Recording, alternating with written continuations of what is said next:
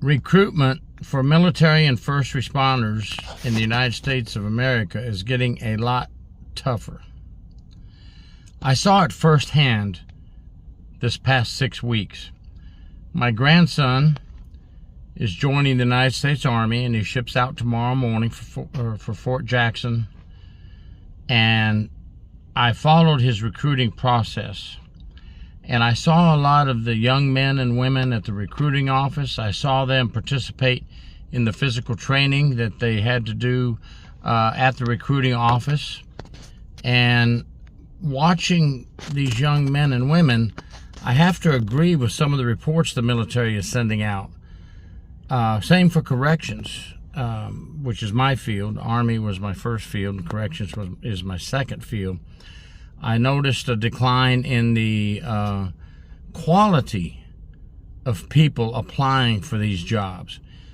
Watching them during physical training the other afternoon, my youngest grandson was looking at them exercise, and we both looked at each other. Now, he's only 10 years old, and he says, "Grandpa, some of them aren't going to make it."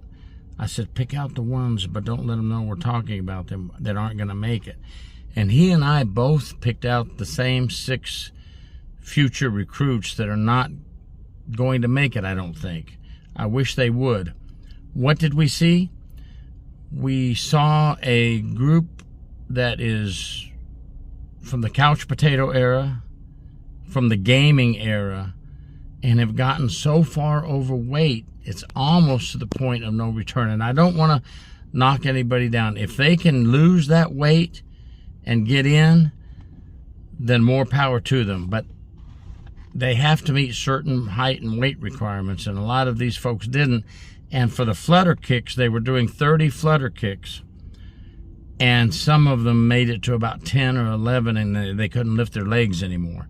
This is the pool that we have now to pick from for the military. It's getting harder for the military to recruit people because the ones that do want to go can't make it because of the couch potato era, I'm calling it. I won't pick on any certain group. I'm just going to call them the couch potato era. We're running into the same thing for corrections. Now, obviously, corrections doesn't have as stringent requirements as the U.S. military, but we do have some requirements. You know, you have to pass a physical. We usually, like a lot of the jails, have a small obstacle course. And you run and you pull a sled and you zigzag through some barriers, and then you jump into, open the trunk of a patrol car and put a vest on, and then get behind the seat of the patrol car and buckle the seatbelt. Nothing major, but we're having trouble with people passing even that part or even that portion. Couch potato era. We have a heavier, lazier,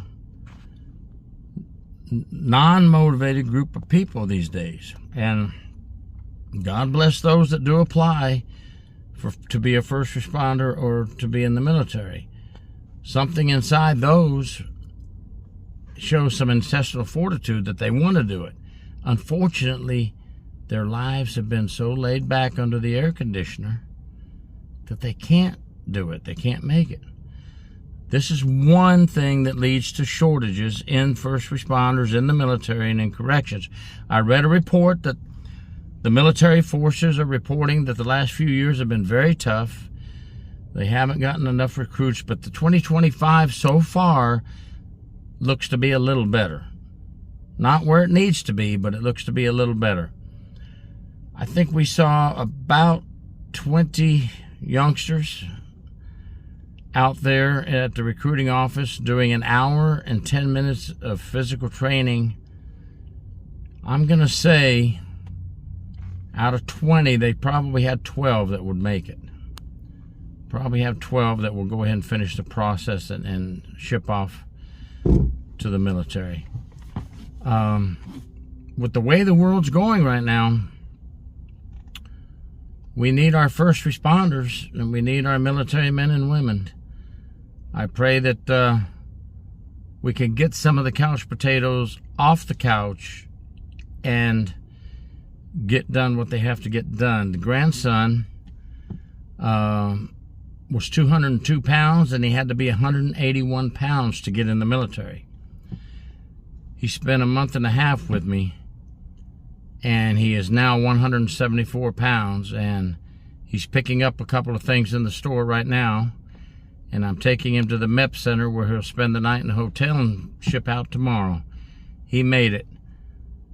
Had to work him, had to push him, but he did it because he had intestinal fortitude. I hope some of the others can do the same. I'm 66 years old, and I got out there and PT'd with him, exercised with him, worked him on our farm, got him where he needed to be. He's a bonus grandson, but to me, it's the same as being a blood-related grandson. And so glad that he stayed at our house the past, 8 weeks or whatever it was. He just needed that little push over the edge, and that's what a lot of these kids need. Thank you, and God bless America, folks. And if you know somebody that wants to join the military, help them, push them, get them off the couch. We need them. Thank you.